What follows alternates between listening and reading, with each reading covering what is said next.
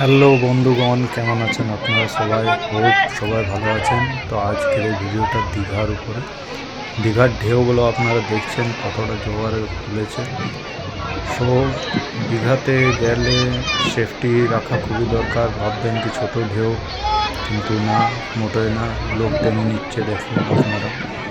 এই ঢেউয়ে সাবধানে থাকবেন, যত এনজয় করবেন সেফটিতে এনজয় করবেন। Thank you very much. Hope ভিডিওটা সবাইকে ভালো লেগেছে, আর লাস্ট অবধি দেখবেন, এনজয় করুন। Bye bye.